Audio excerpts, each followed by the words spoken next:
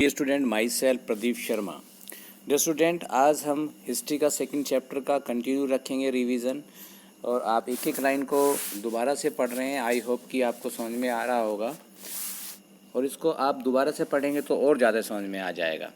तो सबसे पहले आज का टॉपिक हम लेते हैं setting up a new administration. अब जो ब्रिटिशर्स ने वहाँ पर जो न्यू एडमिनिस्ट्रेशन किस प्रकार से इस्टेब्लिश किया, इसके बारे में हम बात करेंगे। सबसे पहले क्या था, हमने रॉबर्ट क्लाइव के बारे में बात की थी हमने। उसके बाद में क्या आते हैं यहाँ पे, Warren Hastings as a governor general. जो गवर्नर जनरल हुआ करते थे उसके रूप में आपके वारेन हेस्टिंग्स आते हैं, और इनका शासनकाल जो रहा है वो आपका 1730 टू 1785। अगर इसमें से आप माइनस कर लें 1785 टू 73, तो 2 और 1 यानी कि 12 ईयर्स ये गवर्नर जनरल रहा भारत में। इसको थोड़ा सा आप नोट कर लेंगे, इस प्रकार भी क्वेश्चन आपसे पूछे जा सकते हैं। Played a very important role in expansion of the company power.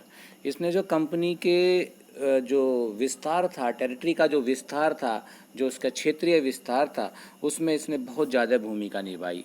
Bye the time he become a governor general the company had the acquire power in Bengal, Bombay and Madras. जैसे ही वो बना तो कंपनी को कौन कौन सा प्रेसिडेंसी रूल इसके हाथ में आ गया था, बंगाल का, बॉम्बे का और मद्रास का। In British had divided there territories into administrative units called presidencies. जो ब्रिटिश ने जो अपना एडमिनिस्ट्रेटिव जो प्रशासनिक जो सिस्टम चलाया था, उसको किस प्रकार से डिवाइड किया उन्होंने, टेरिटरी के हिसाब से, और उसको उन्होंने क्या नाम दिया, प्रेसिडेंसीज के नाम से। ठीक है, 3 प्रेसिडेंसीज बनाए उन्होंने से। There were 3 presidencies, Bombay presidency बोल दिया उन्होंने उस प्रांत को, बंगाल प्रेसिडेंसी बोल दिया, बंगाल था, और Madras presidency. Each ruled by the governor. और देखिए ये क्या था, गवर्नर उनको करता था। अब ध्यान करना, ऊपर एक वर्ड आया था governor general. Governor general, governor general और गवर्नर में अंतर है। गवर्नर जनरल जो उससे बड़ा होता है, यानी जितने भी गवर्नर होते हैं उनके ऊपर जो जनरल होता है, जो मुखिया होता है, वो गवर्नर जनरल कहलाता है। तो जो तीनों प्रेसिडेंसीज थी वहाँ पर तो गवर्नर थे, और जो उनके ऊपर क्या था, बंगाल प्रेसिडेंसी का जो गवर्नर था उसी को गवर्नर जनरल माना जाता था। The first governor general Warren Hastings introduce several administrative reform. जो पहला गवर्नर जनरल था भारत में, ये क्वेश्चन भी आया था, who was the first governor general of India.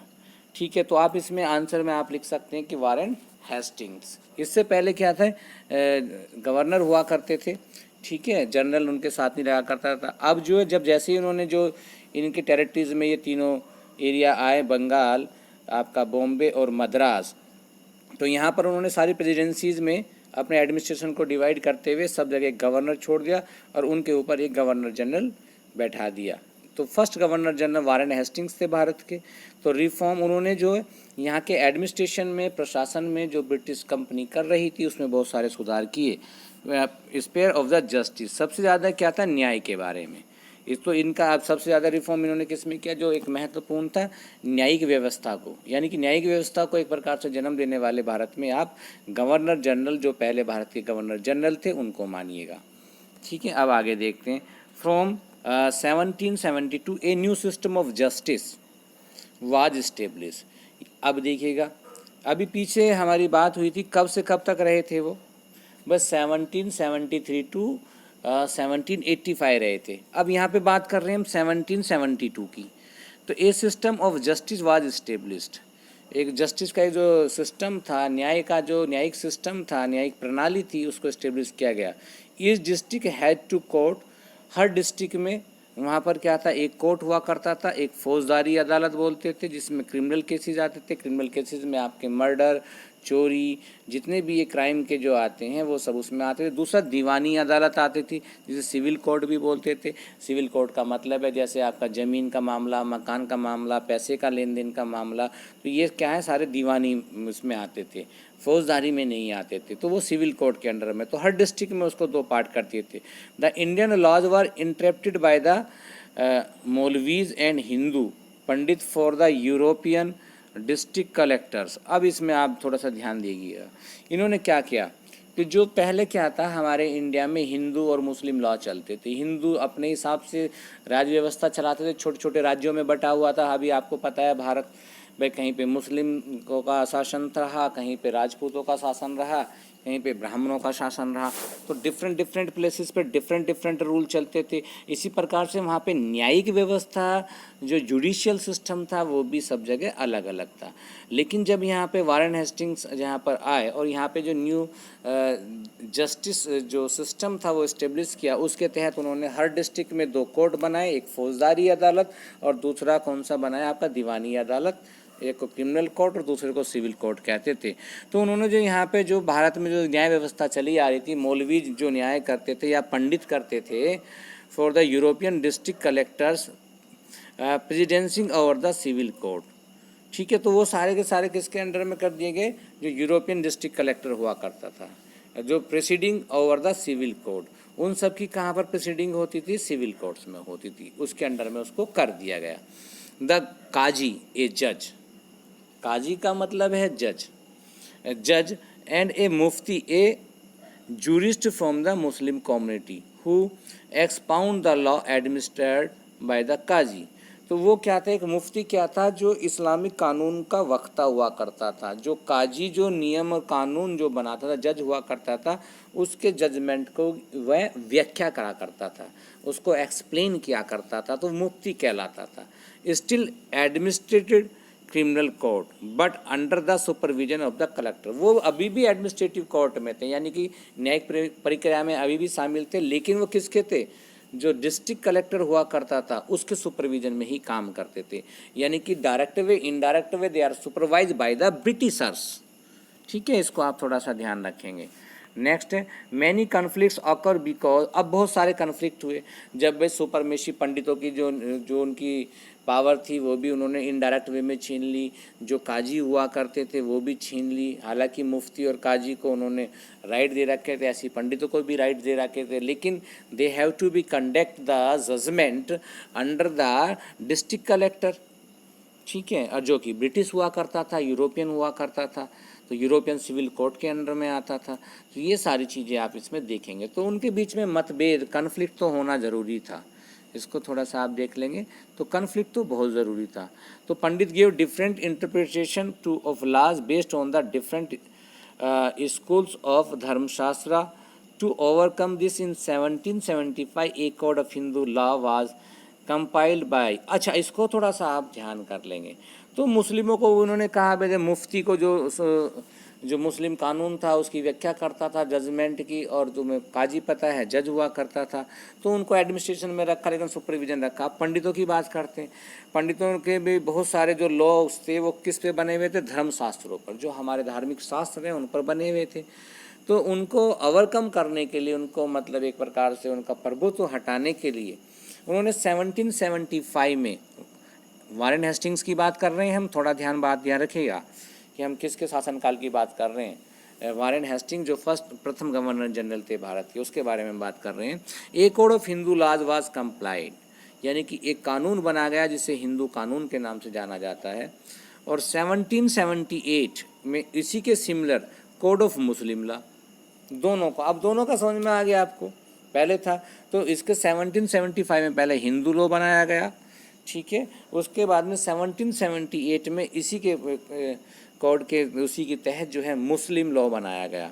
इन अब देखिएगा, और उसके लिए क्या, a supreme court was established, एक सुप्रीम कोर्ट। अभी हमने आपको बताया, आपको भी जानते हैं कि डिस्ट्रिक्ट कोर्ट होता है, हाई कोर्ट होता है, फिर क्या होता है, सुप्रीम कोर्ट होता है।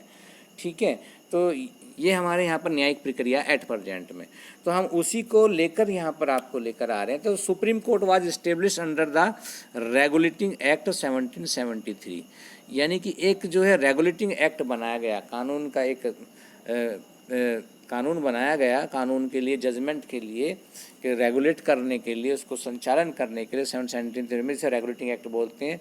एक कोर्ट ऑफ अपील, ठीक है, सदर निजामत अदालत वाज सेटअप इन कलकत्ता। तो एक supreme establish under the regulating act, जो नियम बनाया 1773 में जजमेंट के लिए, उसके तहत जो है कलकत्ता में एक सुप्रीम कोर्ट बनाया गया, और उसका नाम क्या रखा गया था, द सरदार निजामत अदालत।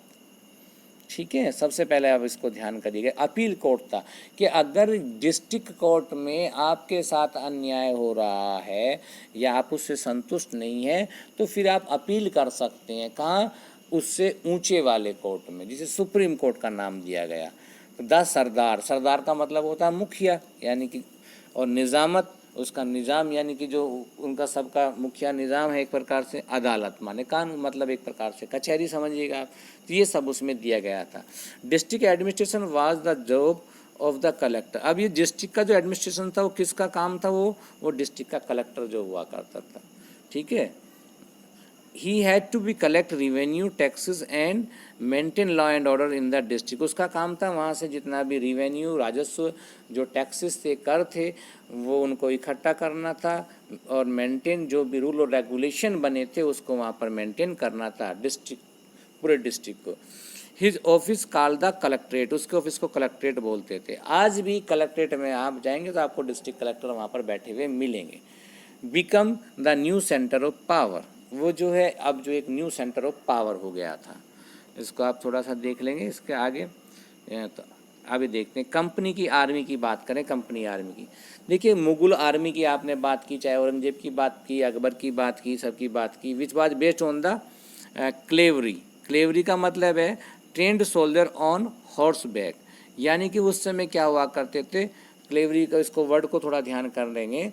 क्लेवरी क्या हुआ करते, ट्रेंड सोल्जर थे जिनको यानी कि पूरी सैनिक शिक्षा प्राप्त होती थी, और जो घोड़ों की पीठ पर यानी कि घोड़ों पर लड़ने वाले जो ट्रेंड जो सोल्जर थे उनको बोलते थे।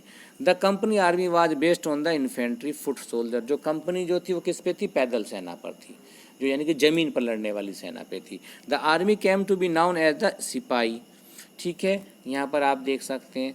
तो सबसे पहले unlike the Mughal army which was based on the cavalry, यानी कि जो घुड़सवार जो सैनिक होते थे उनको बेस थी, कंपनी के पास ने किसके का बेस था, इन्फेंट्री पैदल सेना, ठीक है। The army came to be known as the sipahi, जो पैदल सेना थी उसमें ब्रिटिश में क्या बोलते थे, उसको सिपाही बोलते थे।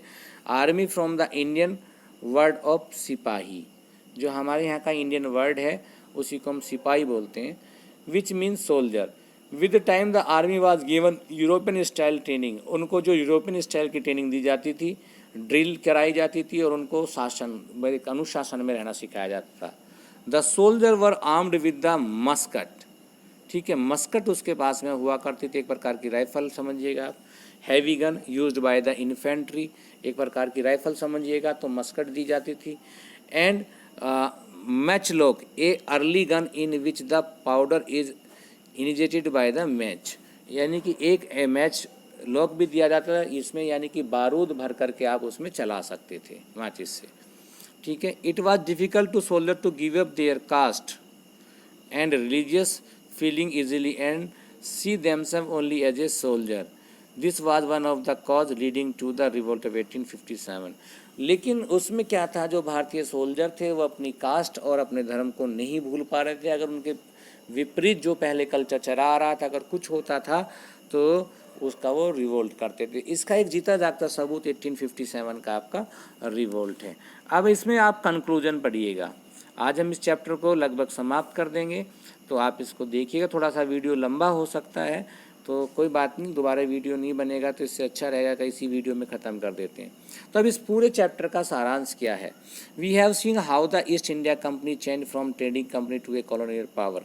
हमने इसमें देखा किस प्रकार से एक ब्रिटिश ईस्ट इंडिया कंपनी जो एक व्यापारिक कंपनी थी, एक्सपोर्ट और इम्पोर्ट का काम करती थी, उन्होंने किस प्रकार से भारत में एक पॉलिटिकल एंट्री की और कॉलोनियल पावर के रूप में उसका जन्म हुआ, ठीक है, उपनिवेश के रूप में उसका जन्म हुआ। द इंडस्ट्रियल रेवोल्यूशन हुआ इंग्लैंड में, उसकी मदद से कंपनी के बहुत सारे ट्रेडर्स इंडिया में आए और उन्होंने क्या, स्टीम जो शिप है वो भी introduce, cut down the journey from 6 month to 3 weeks, establish faster movement between the England and India. जब स्टीम इंजन का इंट्रोडक्शन हो गया तो फिर जो स्टीम इंजन से तो जो वाटर वेज से आराम से जो है एक इंग्लैंड टू इंडिया से आराम से मूव कर सकते थे। 1857 में company held by 63% of Indian territory. जब 1857 में रिवोल्ट हुआ था तो भारत की जो 63% जो आज की डेट में जो टेरिटरी है, जो क्षेत्र है, वो ब्रिटिश के अंडर में था, जहाँ पर उनका डायरेक्ट रूल था, और रिमेनिंग एरिया जो भी बचा था वो उनके अंडर में रूल किया जाता था, इनडायरेक्ट वे में कंट्रोल था। कुछ डायरेक्ट में 63% डायरेक्ट और बाकी का इनडायरेक्ट वे में रूल था।